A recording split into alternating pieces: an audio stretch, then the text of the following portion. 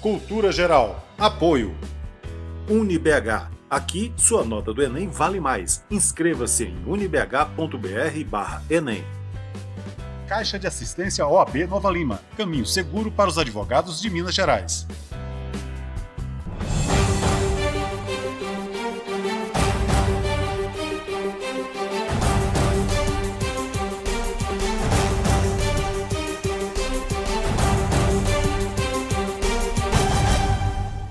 Olá, sejam todos muito bem-vindos ao Cultura Geral. É sempre um prazer fazer o Cultura Geral aqui na TV Banqueta e na Rádio Cultura de Curitiba.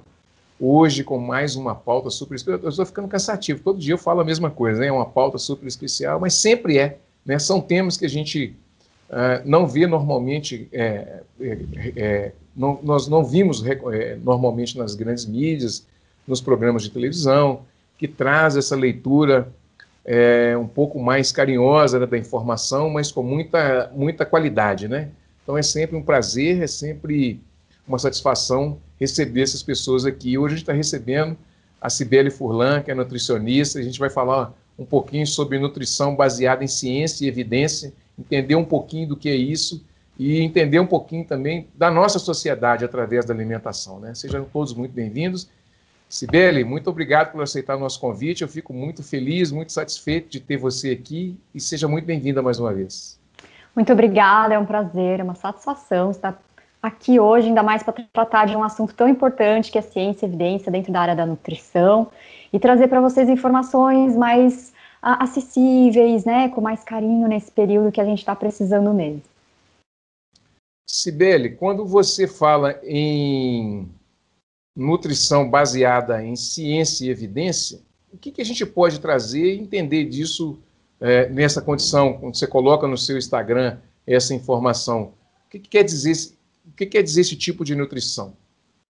Então, uma nutrição fundamentada na ciência e na evidência é uma nutrição que ela tem um olhar um pouco mais cuidadoso com a saúde do nosso paciente cliente, né? Então, ela tem por trás um respaldo técnico científico. Então, ela vai olhar os artigos, as últimas publicações, né, e parte do pressuposto de que não é também só porque houveram algumas publicações falando que determinado alimento é bom, é que a gente vai aceitar isso.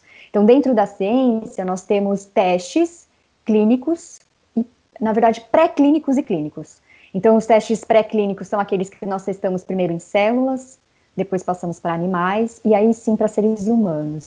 E dentro dos testes da ciência em seres humanos, com alimentação, nós temos vários tipos. Então, aqueles que trabalham apenas com as pessoas que são saudáveis, é o primeiro tipo. Depois a gente passa para um segundo processo, com pessoas saudáveis e doentes, e aumenta esse número de pessoas, de voluntários, né? E até o ponto de aumentar cada vez mais esse número de voluntários para a gente ter uma certeza na nossa afirmação. Então, a ciência, ela tem um método científico que ela segue, para nos dar segurança e uma verdade sobre determinado assunto, ou alimento, para tratamento da saúde. Mas não é só porque a ciência é que a gente pode colocar como uma verdade absoluta, né? Toda ciência tem um erro que é calculado, que tem uma estatística. E isso traz para a gente o grau de evidência.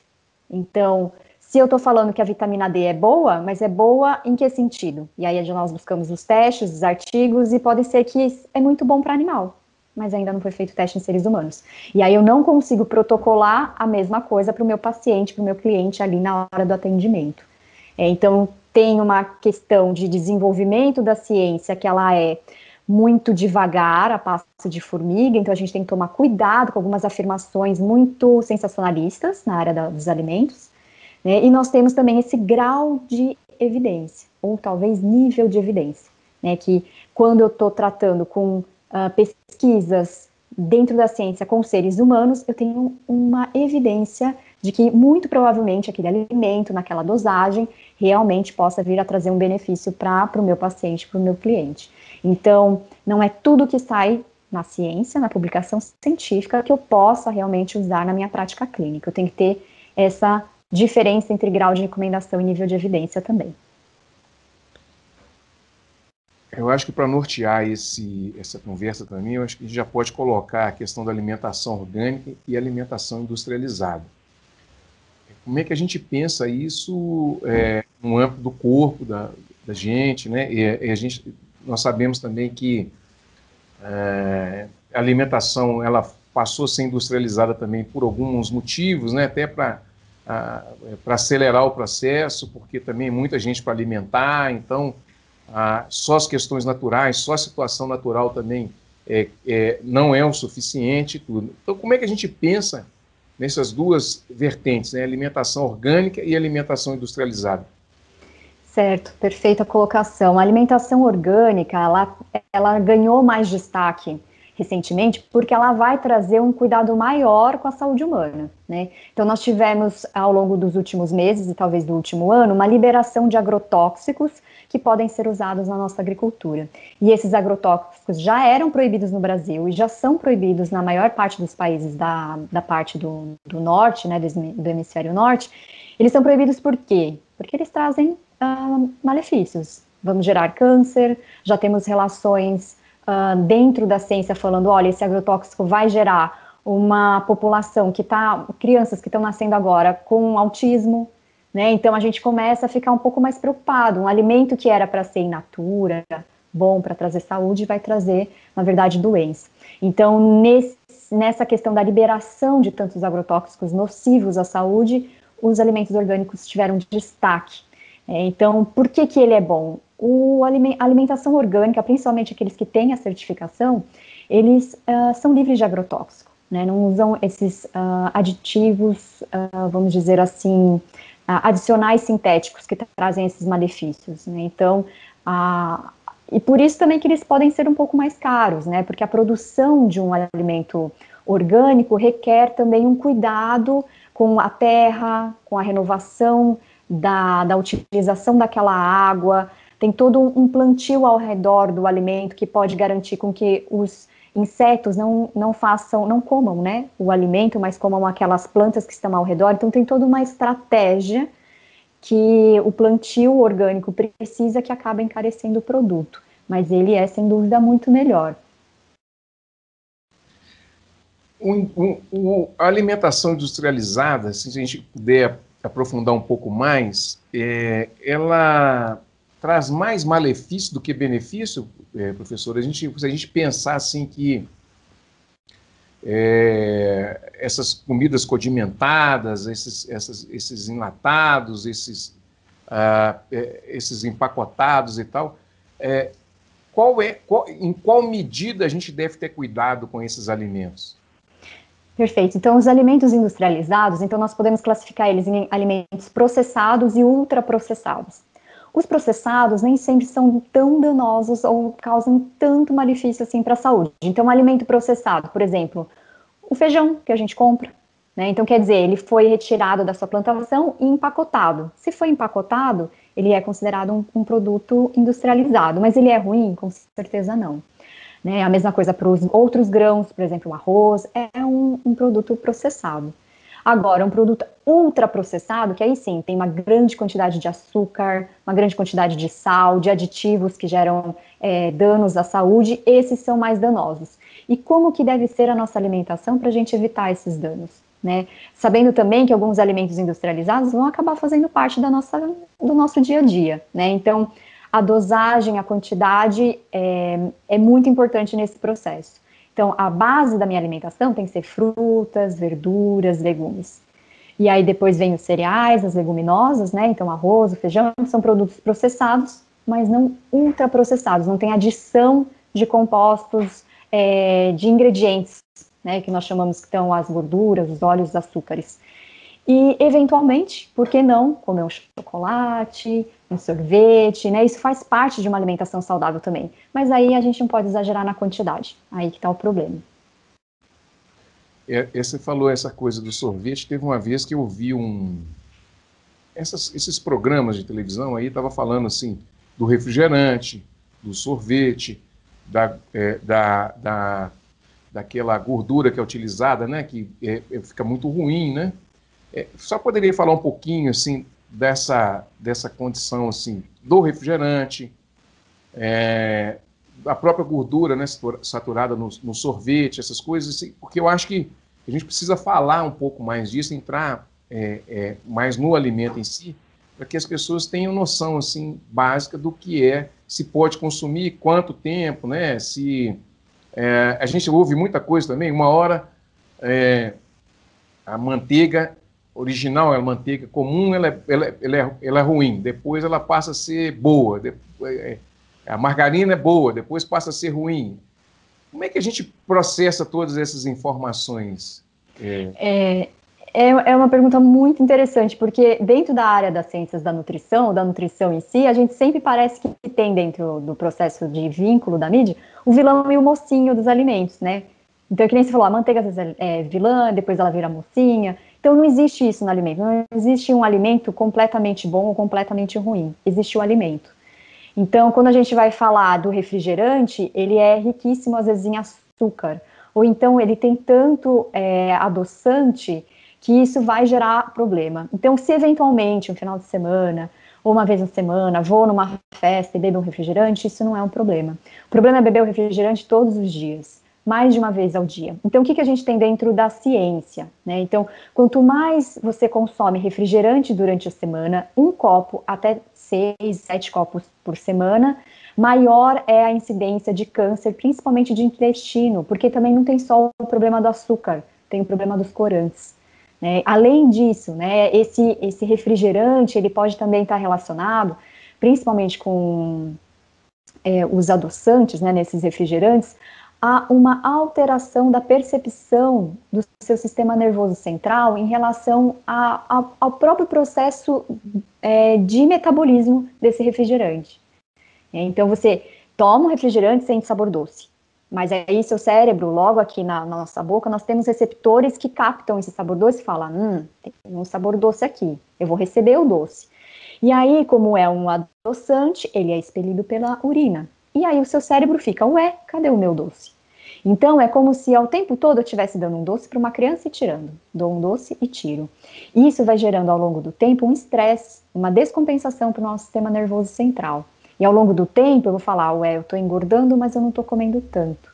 Ou parece que eu venho consumindo mais doce do que antes. É justamente por causa dessa descompensação dos adoçantes, né? Isso é uma linha de pesquisa dentro da área da ciência da nutrição, tem outras. Mas essa linha é muito interessante porque ela mostra isso e as pessoas que chegam no consultório e relatam isso, percebem isso nelas mesmas e falam, tem todo sentido, eu vou tentar parar de tomar um refrigerante com adoçante ou de usar propriamente o adoçante, né, para regular essa minha alimentação. Então é melhor eu ter um controle sobre a minha vontade, sobre a minha alimentação, do que ficar tomando esses adoçantes, né? Então adoçantes normalmente é só para quem tem diabetes mesmo. Então quando a gente fala ainda mais de gorduras, e agora, qual é a gordura boa, qual é a gordura ruim? Né? Nós precisamos de todos os tipos de gordura. Agora, a qualidade da gordura também é muito importante. Então, eu vou preferir gordura dos azeites, azeite de oliva, do abacate, das castanhas, dos vegetais, do que uma banha de porco. Se eu usar todos os dias uma banha de porco, ou uma manteiga, ou uma margarina todos os dias, eu vou acabar tendo um problema realmente, né? Aumento de colesterol, triglicérides, e assim por diante. É um desafio, hein, professor? É um desafio esse hábito alimentar, né? Porque esse bombardeio midiático também, né? Que eu tenho falado muito aqui, esse controle da subjetividade, falando o que você deve comer, na hora que você deve comer, as coisas que você deve fazer. Isso tudo interfere também, né, professor? Assim, né? Se a gente for pensar também que a gente está exposto o dia inteiro nas mídias sociais, nas telas, né? Hoje cada vez mais. E aí vem uma pergunta também, as crianças, né? Estão ali expostas nas telas e esses joguinhos, essa interatividade também interfere na alimentação da criança. Então come muito salgadinho, muita coisinha, bobagem ali. Que cuidado que os pais devem ter com essas crianças na sua alimentação, com relação não só os cuidados com a tela em si, mas também o que elas estão absorvendo daquelas informações que estão vindo com relação à alimentação também. Essa questão ela é muito impactante para nós aqui no Brasil, né? Porque se nós pararmos para prestar atenção no que a criança está vendo na televisão, então ela está vendo uma série de desenhos e entre os desenhos, propagandas de alimentos que tem o bonequinho, o personagem que ela gosta, com aquela cor interessante. Então, quando a criança vai ao mercado junto com os pais, ele olha o rótulo e quer comprar aquilo por causa do boneco, por causa do desenho, não porque é saboroso, porque ele goste daquilo. Existe um documentário muito característico que o Instituto Alana fez, chama Muito Além do Peso. Está aberto na internet para ele ser visto e trata muito dessa questão. As nossas crianças tendo doenças crônicas não transmissíveis logo na infância, doenças que nós víamos só em adultos ou idosos, né? Então elas já estão encurtando o tempo de vida dessas crianças. Quem está encurtando o tempo de vida? Toda essa propaganda voltada à alimentação infantil que não tem tanto controle assim ainda no Brasil. Nós já evoluímos muito nesse processo para proteger as nossas crianças e adolescentes, mas como que os pais vão trabalhar isso? É muito difícil, né? Parece que é uma guerra, porque a mídia, os personagens, as cores e o envolvimento da criança, o tempo de exposição da criança na televisão, que às vezes é mais de 4 horas por dia, é muito grande. Então, é uma competição um pouco desleal com esses pais, que sabem o que as crianças precisam comer, que ela não tem que comer aqueles achocolatados, todos aqueles alimentos extremamente coloridos, não tem necessidade, mas a criança vê, ela vê às vezes o amiguinho na escola trazendo aquele alimento e ela quer também. Então, é uma questão é um processo de educação nutricional que tem que ser feito com os pais e os pais passarem para as crianças. Então, algumas escolas já promovem isso e tem que promover isso nas escolas, não só em casa, porque não adianta nada, né? Se a gente sabe, a gente educa o nosso filho, ele vai na escola. Às vezes eu já tive um caso de fazer uma lancheira super bonita, ajudar a mãe a fazer uma lancheira super saudável, e chegando na escola, o menininho trocou a lancheira com outro coleguinha, né? Porque o dele era mais interessante, tinha o bonequinho e etc. Né? Então, não adianta muito, a gente tem que partir de um consenso maior, né? Então, as escolas têm uma responsabilidade interessante para ajudar esses pais também. Você falou um ponto interessante também, assim, a criatividade entra também nesse jogo, por exemplo, na hora de formar ali também o lanchinho, colocar os bonequinhos, né? Criar essas novidades. Com certeza. Vamos ter que adaptar essa realidade também? Sim, a gente às vezes até ajuda, né, os pais às vezes a comprar forminhas em formato dos desenhos animados que essas crianças gostam, para esses pais fazerem lanches. Às vezes corta o queijo no formato do desenho, né, ou compra uma embalagem, coloca biscoitos saudáveis dentro de uma embalagem que tem cores ou que tem o personagem que a criança gosta, para ela não se sentir tão diferente assim na escola ou com outro colega, né? Então tem umas lancheiras mais animadas ou estruturas que a gente monta com os alimentos para a criança se sentir menos diferente dos demais ali, né? E aí ela consegue comer melhor. Bom, gente, deixa eu fazer um intervalinho, vou fazer um intervalo aqui na TV Banqueta, na Rádio Cultura de Curitiba. A gente está conversando sobre nutrição baseada em evidência e ciência, e é óbvio que a gente vai pensar nessa situação toda também passando pela sociedade brasileira. Não tem como a gente falar de nutrição nesse sentido, sem passar pelo nosso comportamento, até um pouquinho da sociologia, da antropologia, né? E tem que filosofar mesmo, tem que pensar um pouquinho para a gente poder sair dessa condição robótica que a gente está vivendo, né? Não saia daí, é um minutinho só, e nós estaremos de volta aqui na Rádio Cultura de Curitiba e na TV Banqueta com mais cultura geral. Com fome, fica muito difícil aprender. Por isso, vamos entregar milhares de kits pedagógicos para crianças e jovens e para suas famílias, cestas de alimentos e de material de limpeza. Assim, todos vão estudar protegidos e bem alimentados. Não é fácil, mas com a sua ajuda é possível. Criança Nota 10. Proteger a infância é acreditar no futuro. Apoio TV Banqueta. Todos os dias, milhares de pacientes de Nova Lima, Raposo e Rio Acima procuram o Hospital Nossa Senhora de Lourdes para receber atendimento, sendo que 80% deste atendimento é pelo SUS.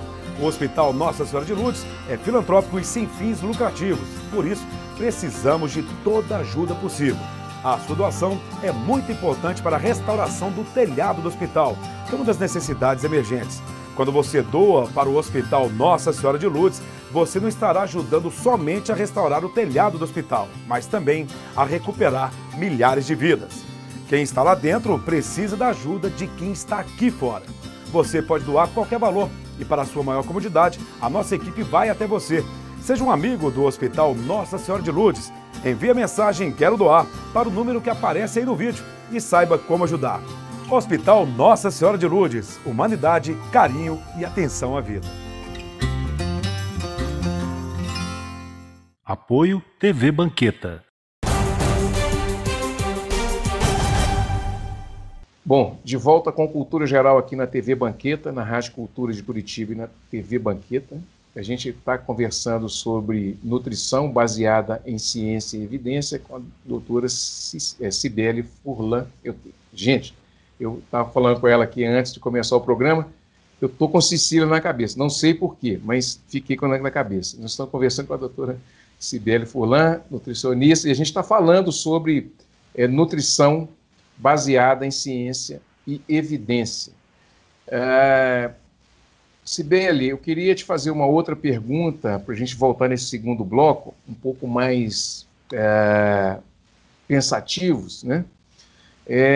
Em como que a gente pode também pensar nessas alimentações, trazendo o conceito de qualidade de vida, né? Como é que a gente precisa pensar nessa ideia de qualidade de vida, trazer a nossa vida corrida, né?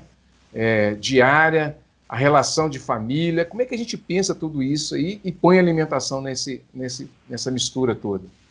É um grande desafio, né? Então, hoje nós temos tanto o pai quanto a mãe dentro do mercado de trabalho. Então, eles ficam o tempo todo, às vezes, fora, ou agora, nesse sistema de pandemia, o tempo todo no computador, trabalhando, ficam exaustos, tem que fazer o mercado, tem que fazer alimentação. Então, pensar sobre um estilo de vida mais adequado, mais equilibrado, mais saudável, é um desafio para todo mundo hoje. Então, o que podemos começar a pensar ok, eu preciso comer realmente bem, colocar mais alimentos in natura, talvez alimentos mais orgânicos, vou me organizando para isso, mas outros processos da nossa vida, eles precisam estar em destaque também.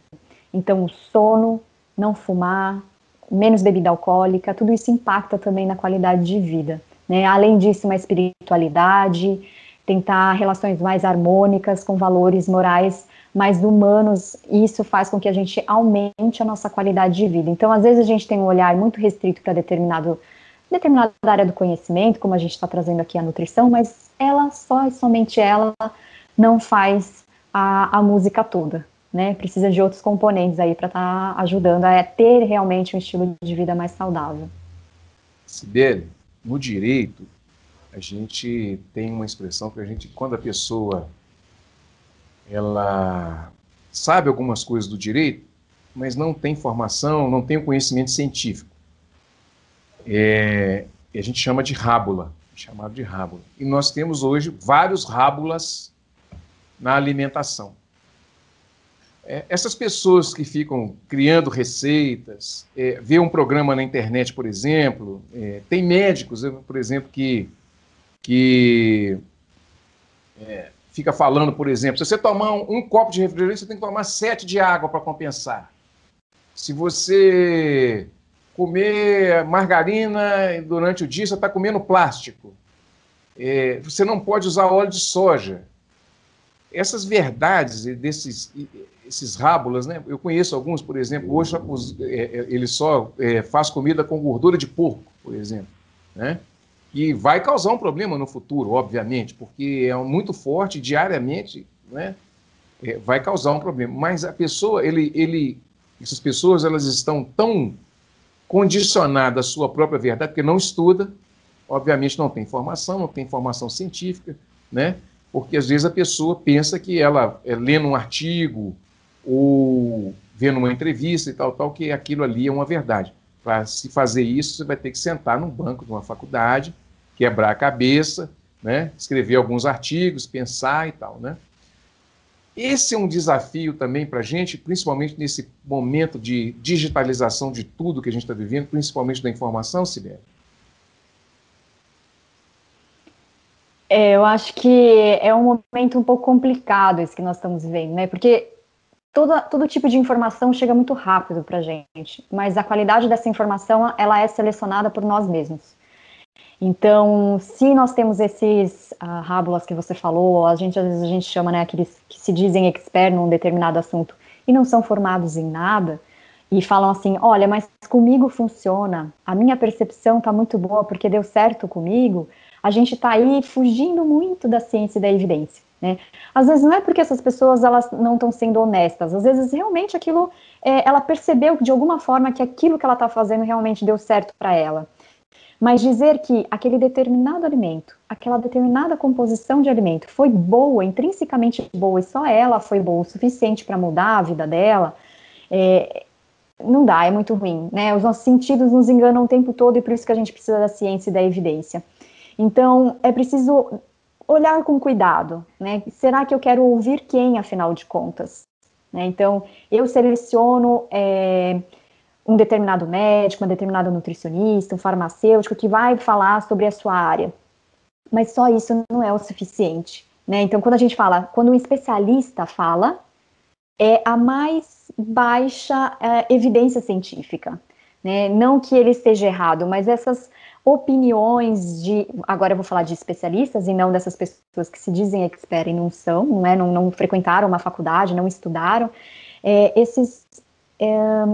essas opiniões sobre determinados assuntos, elas são boas para gerar hipóteses, para gerar novos estudos, e não para a gente ter uma verdade absoluta daquilo. Tem que tomar cuidado, porque também cada indivíduo tem a sua doença, tem o seu estresse, tem o seu estilo de vida, e o alimento impacta de forma diferente também, né? Então a gente tem que tomar muito cuidado com essas informações que chegam para a gente e ter um crivo ali de critério mais específico, mais cuidadoso, para não aceitar tudo que está falando que é verdade. Ah, porque a nutricionista falou é verdade. Nem sempre, né? A individualidade de cada um, e a gente tem que tomar muito cuidado com isso. Parece que hoje, né, a ciência está meio que em descrédito, às vezes qualquer pessoa fala, a gente já está ouvindo, às vezes é formada em nada e vai dar uma opinião de medicamento e a gente já está acreditando. Eu acho que hoje a gente já está com muito medo, né? Acho que o medo coloca uma cortina nos nossos olhos e não fazem com que a gente veja as coisas, a realidade, né, na sua inteireza. Então, eu acho que a gente tem que tomar um pouco mais de cuidado hoje. A gente está percebendo uma sociedade mais ansiosa, né? E a alimentação tem a ver com essa ansiedade também, professora, porque as pessoas que não, elas estão correndo demais, né? Essa vida atribulada demais, e agora parou demais, porque todo mundo teve que lidar com as suas próprias dificuldades, né? Como é que a gente pensa isso, Sibeli?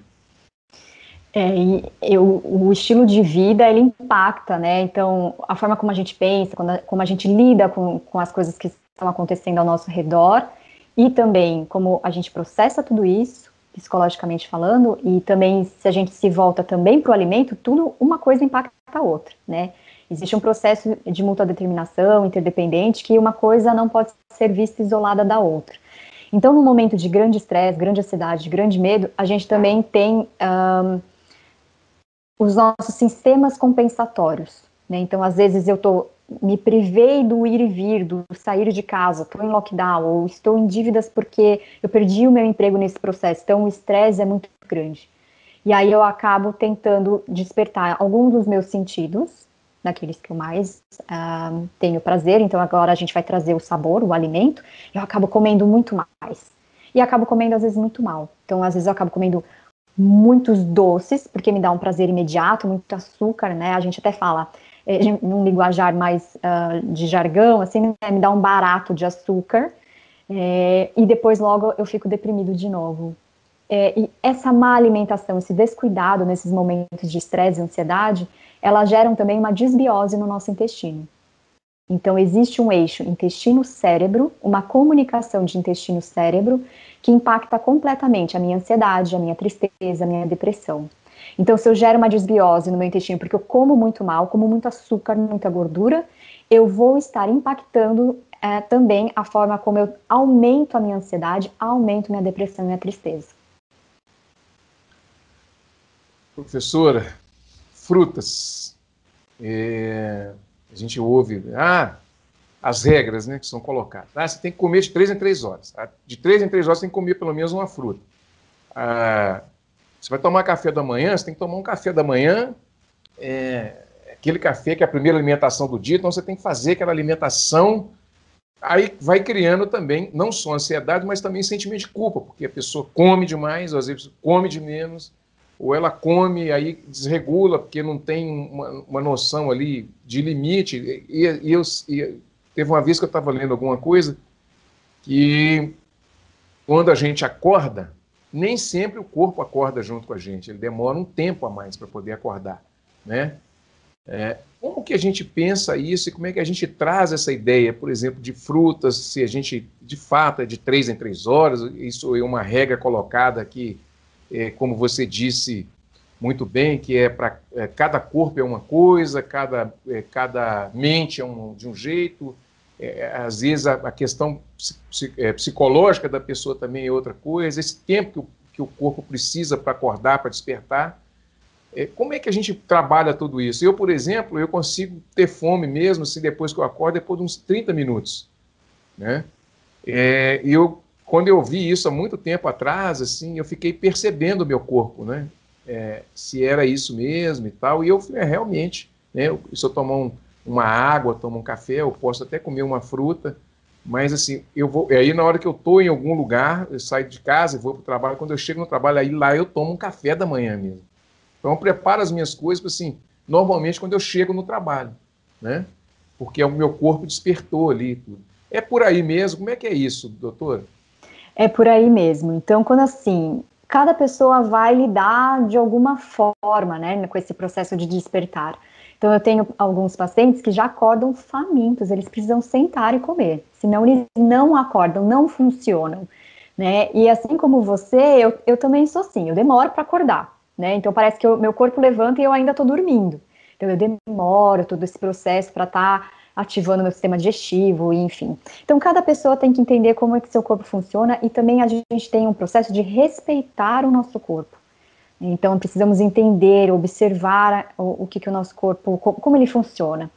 Essa questão de comer em 3 horas, ela foi muito veiculada, mas todo o estudo, embasamento teórico dela, científico, vamos falar assim, é para quem tem uma dislipidemia. Então, colesterol alto, triglicérides altos, HDL alto, não consegue ajustar muito bem a alimentação, então a gente acaba fazendo de 3 em 3 horas e as lipoproteínas plasmáticas, colesterol, triglicérides, acabam entrando num equilíbrio. Agora, se você não é dislipidêmico, tem uma prática de atividade física regular, às vezes não tem necessidade de comer de 3 em 3 horas. Então vai depender muito do seu estilo de vida, intensidade de estresse, de atividade física, se é homem, mulher, o período da vida que está, isso muda bastante.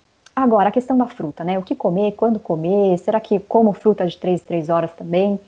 A questão da fruta, ela ajuda muito a não ter a desbiose e ajuda muito nesse impacto, né? Nesse eixo intestino e cérebro. Além disso, as frutas elas vão gerar algumas até mais saciedade, com as fibras das frutas, né, uma melhora da sua glicemia e da sua insulina, claro que comendo numa quantidade ideal que é para você. E aí você fala, né, como que eu sei que é ideal, como que eu sei que eu tô comendo muito, que eu tô comendo pouco? Isso é muito difícil, a gente tem que observar. Um ponto bem interessante que a gente consegue observar é, eu comi, senti dor de tanto comer, sabe quando você come aquela comida e você fala, consigo nem respirar. Passou do ponto, né? Então a gente tem que comer e não sentir dor no estômago. E isso é uma forma de percepção. Então não se deixar também ficar tanto tempo em jejum com fome, porque aí você vai fazer aquele prato que parece uma montanha. Então às vezes você tem que perceber como que funciona o seu corpo para ajustar isso, claro. O nutricionista vai conseguir te orientar ao longo do tempo, até o ponto que você não precisa mais ir para o nutricionista, você já entendeu completamente como que funciona, né, o seu corpo, para você chegar num equilíbrio realmente do que comer. Mas as frutas, normalmente, a gente escolhe as frutas da época do ano, né? Então a gente está entrando agora no outono, então as frutas do outono são mais nutritivas, são as mais baratas do mercado, então a gente dá a opção por elas, né?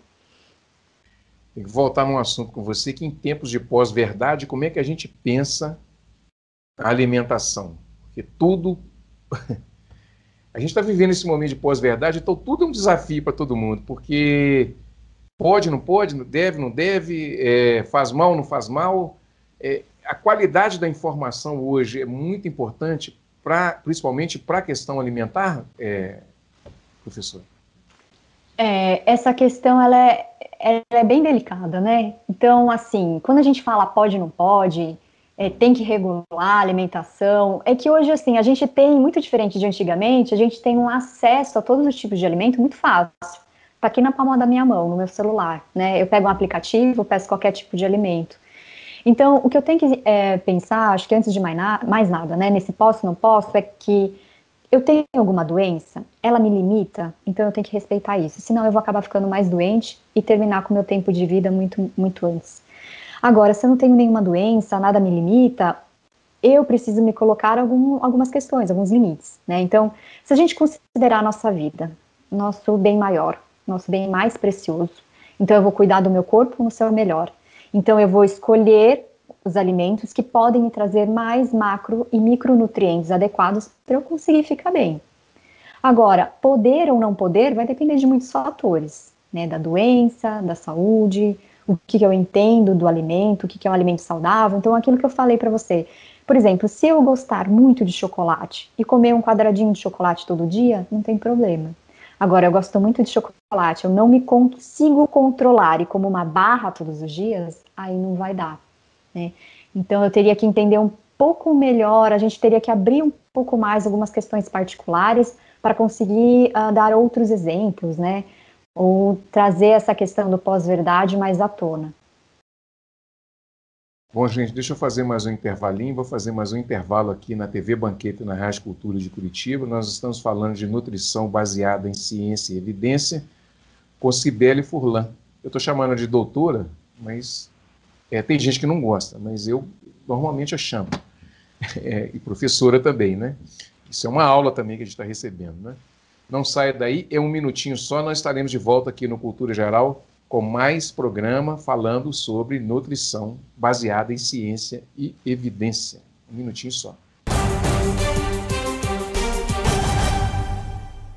Com fome, fica muito difícil aprender. Por isso, vamos entregar milhares de kits pedagógicos para crianças e jovens e para suas famílias, cestas de alimentos e de material de limpeza. Assim, todos vão estudar protegidos e bem alimentados. Não é fácil, mas com a sua ajuda é possível. Criança Nota 10. Proteger a infância é acreditar no futuro. Apoio TV Banqueta. A CAP, Casa de Acolhida Padre Eustáquio, trabalha para que crianças, adolescentes e seus acompanhantes tenham amparo e estrutura durante a luta contra o câncer e doenças hematológicas até a sua cura. Com trabalho, empatia, compromisso e transparência, a CAP transforma necessidade em esperança. Faça a diferença na vida das crianças e adolescentes com câncer e doenças hematológicas. Faça parte desta história. Conheça pessoalmente o nosso trabalho. Bom, de volta com Cultura Geral, aqui na TV Banqueta e na Rádio Cultura de Curitiba. A gente está conversando com a doutora Cibele Furlan, a gente está falando de nutrição baseada em ciência e evidência. Doutora Cibele, a gente está indo para o bloco final agora. Eu queria saber de você a importância de quem tem casa ter uma hortinha ali, alguma coisa para produzir ali uma verdura, né, de uma forma mais orgânica, se as sementes que são vendidas nessas lojas são confiáveis, se pode comprar, se pode, né, plantar tranquilamente, quais são as informações que a senhora poderia passar para a gente nesse sentido, assim, de uma horta assim, em casa, quem tem condição? Olha, acho que uma horta é uma coisa assim... Eu poderia dizer até que ideal, né? Mesmo se a gente tivesse só um vasinho com umas plantinhas assim de uma cebolinha, um manjericão, uma hortelã, um tomilho, porque mexer um pouco com a plantação, com a terra, é mexer também, entrar um pouco em contato com a natureza, né? Então, quando você tem uma horta dentro de casa, que não seja em pequenos vasos, né? Caso você tenha uma casa maior, que tenha quintal, que possa ter uma horta maior, eu acho que faz com que você também tenha esse momento de diminuir a sua ansiedade, diminuir o seu estresse por estar mexendo na horta. E também, quando a gente faz esse processo de ter uma horta em casa, a gente tem um cuidado maior com o ambiente, né? Acaba tentando também, de alguma forma, contribuir com o bem-estar do ambiente, realmente. Então, você tem esse cuidado com a planta, você começa a entender o processo de crescimento dela, que você tem que cuidar, que você precisa da água, você precisa de um solo bem nutrido. Então, além do benefício de você ter aquele alimento que vai vir a ser orgânico, não é a qualquer hora à sua disposição, também tem essa vantagem de você estar em contato com a natureza, ainda mais agora que a gente está, eventualmente, né, trancado dentro de casa. Então, para a gente sair um pouco da frente do computador, sair da televisão. Quem tem criança em casa, então, trabalhar com a terra, com a horta, né, ensinar esse plantio é muito importante. As sementes. Tem sementes, de vários tipos. Eu acho que de início a gente pode comprar alguma semente que a gente goste de um tomatinho, gosta de uma hortaliça específica, compre. E existem também algumas empresas que até já trazem um kit pronto para você montar sua horta ou fazer uma germinação em casa. Eu acho que essas ideias trazem aí um momento até de relaxamento para a gente muito importante, além de uma alimentação, né, com mais fitoquímicos, com mais compostos aí benéficos para a saúde. Professora, eu queria saber sobre carnes e outras proteínas. É normal mesmo comer carne todos os dias? Olha, principalmente quando a gente fala, né, carne vermelha todos os dias, ou carne de origem animal todos os dias, será que tem mesmo necessidade? Não. É claro que a gente tem um olhar mais cuidadoso, né, dependendo de que período, né, da vida você se encontra, se é criança, adolescente, adulto, idoso, mulheres nas suas várias fases, mas de forma geral não há necessidade de consumir carnes, e principalmente carne vermelha todos os dias.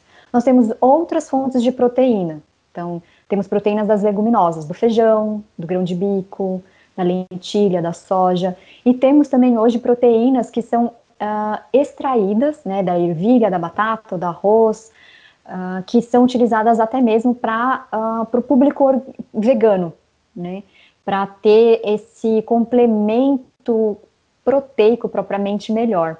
Mas se eu estou falando de carne animal, e principalmente a carne vermelha, ela tem alguns benefícios, como a presença da vitamina B12, né, e o próprio ferro, muito bem biodisponível nessas carnes. No entanto, o consumo frequente e em grande quantidade de carne vermelha, principalmente em mulheres, já está associado com desenvolvimento de câncer, né, de intestino principalmente. Então, além disso, nós temos produtos cárneos que, eventualmente, eles são colocados como fonte de proteínas, mas não são. Os produtos cárneos são aqueles mais produtos processados, industrializados, rosinhas, né? Então, o peito de peru, a mortadela, a salsicha, a linguiça, o presunto, todos eles têm nitratos, nitritos, e eles também geram câncer. Então, é um tipo de alimento que não se convém comer, né? Então, de forma geral, a gente tem uma grande variedade de produtos que trazem proteína. Nós precisamos, claro, todos os dias de proteína, mas a qualidade e a variação dos alimentos que nos oferecem essas proteínas precisam estar presentes também. Eu queria te perguntar também sobre ciência.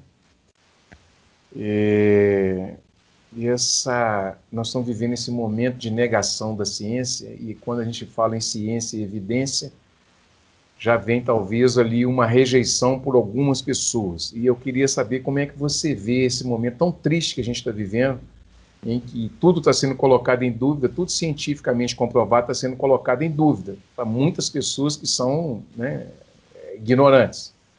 Mas ignorância no sentido também de ignorar, né, a concepção mesmo, e às vezes eu entendo isso como a minha alma, né, que às vezes a pessoa ela não tem paciência, né, para entender de fato, né, dentro de um processo intelectual, qual é a importância da ciência. Mas como é que você vê essa situação, e também no campo da alimentação, se isso chega a atingir também, se você tem essa percepção também, que se chega a atingir a sua área também? Dentro da área da nutrição, como que a gente vê essa negação da ciência, né? Bom, a negação da ciência de forma geral, ela está sendo colocada em xeque.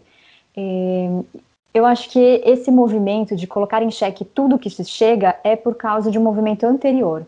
Então, nós temos fake news, ou nós temos também a ciência picareta, né? Uma ciência que é feita de forma ruim e propagada de forma ruim. Isso tem também em todas as áreas, né? Inclusive dentro da ciência, pronto. Mas a dimensão que tomou, né, a proporção que se tomou de colocar em xeque tudo aquilo que a ciência está trazendo é também, como você bem colocou, é um desconhecimento, né, ou é uma ignorância de que se não quer buscar o conhecimento para entender como é a linguagem da ciência e como ela funciona. Isso é um pouco lamentável, que parece que você não entender a ciência ou você não saber das várias áreas do conhecimento parece ser muito mais valoroso do que você saber. Então, a gente está realmente num momento lamentável, né, e que está fazendo com que a gente perca aí em torno de 4.000 vidas por dia. Então, a negação da vida humana, a negação da ciência, a negação de valores humanos mais fundamentais, em detrimento ao meu egoísmo, ao meu próprio prazer e bem-estar, está ganhando muito espaço. Então, isso é um pouco assustador, né? Dentro da área das ciências da alimentação, isso também chega, né? Então, é muito difícil, quando a gente trabalha mais de 10 anos dentro da ciência, entendendo a comunicação da ciência e como ela impacta na vida das pessoas, tentando trazer mais benefícios, melhorando a vida das pessoas, as mesmas pessoas negando ela, né? Então, eu acho que a gente está vivendo num momento de muita incerteza, insegurança, medo e principalmente falta de conhecimento, né? E isso acaba trazendo um prejuízo maior emocionalmente falando, para milhares de pessoas que perdem seus amigos e parentes quase que todos os dias, e também para a nossa estrutura social, né? E isso já está impactando ao redor do mundo. Então, as pessoas já estão vendo que o brasileiro que busca por pouco conhecimento, ele é, na verdade, um problema para o mundo, né? Está colaborando com a destruição do mundo, e isso é muito impactante. E, assim, o desconhecimento também leva para a nutrição, né? Então, eu prefiro abrir agrotóxicos completamente cancerígenos para ter mais lucro, em detrimento ao desenvolvimento de câncer nas pessoas. É muito difícil para a gente, né? Dentro da área das ciências, dentro de uma área também de valores humanos, ouvir isso e vivenciar isso, né? E às vezes estar com as mãos um pouco atadas, não ter muito o que fazer. Então, eu acho que eu tenho ainda alguma esperança de que isso vai mudar, né? Agora, quando, está um pouco difícil de dizer. Para a gente encerrar, nós vamos ter que buscar um reencantamento da vida, também na alimentação?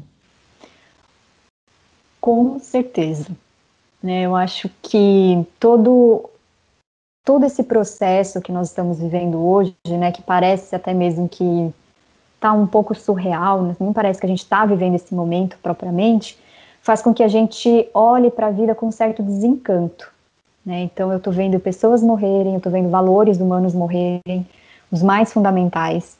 Eu estou vendo famílias se desintegrarem, amizades se desintegrarem por opiniões políticas. Então, se a gente não ter esse reencantamento da vida com esperança, com alegria, com perdão, com bondade, com união para promover a vida e o bem-estar, a gente não vai ter muita solução, né? Dentro da área da alimentação também. Eu preciso me reencantar em querer de manter a minha vida no meu melhor, do meu bem-estar, por meio do alimento, né? E o alimento, ele também está aí em conjunto com o desenvolvimento do meio ambiente ou com a destruição dele, né? Dependendo de como eu coloco as minhas prioridades. Então, eu tenho que ter esse reencanto com a alimentação, colocando alimentos mais nutritivos, mais in natura, mais orgânicos, mas eu também tenho que pensar no meio ambiente, como isso funciona para o ambiente, não só para mim mesmo. Então, tentar o reencanto da vida não pelo egoísmo, mas pelo altruísmo. Muito bem. Gente, chegamos ao final do programa Cultura Geral. Vou ficar por aqui. Doutora Cibele, muito obrigado pela sua participação. Foi uma honra, um prazer, uma satisfação muito grande receber aqui nessa segunda-feira para a gente tratar desse assunto que é tão importante para a sociedade brasileira. Muito obrigado, viu? Muito obrigado. Fico muito feliz de ter podido participar e falar um pouquinho mais sobre ciência, evidência e nutrição de forma geral. Foi um prazer inenarrável estar aqui com vocês hoje. Maravilha. Gente, chegamos ao final do programa Cultura Geral. Voltamos amanhã voltaremos amanhã com mais um programa super especial aqui na TV Banqueta e na Rádio Cultura de Curitiba. Um grande abraço, um beijo no coração de todos vocês e voltamos amanhã aqui na TV Banqueta e na Rádio Cultura de Curitiba. Um grande abraço.